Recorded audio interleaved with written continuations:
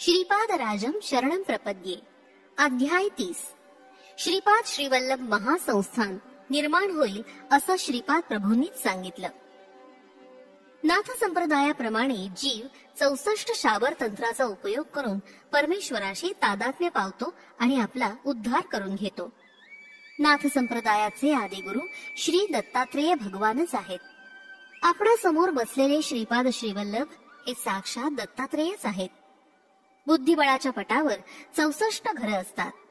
श्री महाविष्णू श्री महालक्ष्मी बरोबर वैकुंठ लोकात बुद्धिबळाचा डाव खेळतात। याचा गूढार्थ असा की 64 योनीमध्ये असलेल्या निरनिराळ्या जीवांच्या जीवन कलापांचे कर्मफळ आणि त्यांच्या परिणामित क्रियांचे साक्षात दर्शन घेत त्यांच्या कर्मफळांच्या आधारावर त्यांच्यावर अनुग्रह करतात। दिव्य मानव होण्यासाठी आवश्यक योग्यता। मानवाच्या आध्यात्मिक अधिकारावर त्यांच्या उन्नतीचा वेग आधारित असतो। प्रत्येक जीवाची दिव्यात्मा होण्याची आकांक्षा असते। या मार्गाने वाटचाल करण्यासाठी योग पद्धती, मंत्र जप, यज्ञ यागादी कर्म, धर्मकार्य संपन्न करणं इत्यादी पद्धतींचा अवलंब करून शरीरातील आत्मज्योती प्रकाशमय करावी। या प्रकाशावर नाडीशुद्धी अवलंबून असते।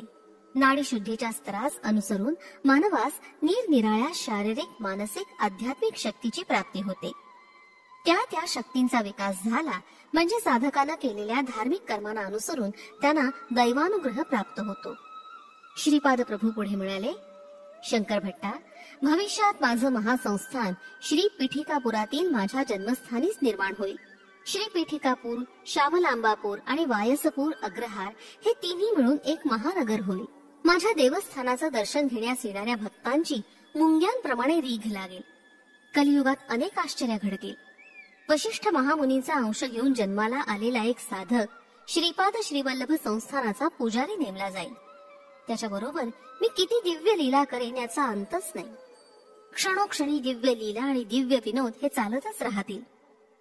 असं बोलून श्रीपाद प्रभूंनी मंद हास्य केलं। ते पाहण्यास सहस्त्रावधी जन्म सुद्धा अपुरेच पडतील। श्रीपाद श्रीवल्लभांचा जय जयकार असो। फलश्रुती उज्ज्वल भविष्य होण्यास।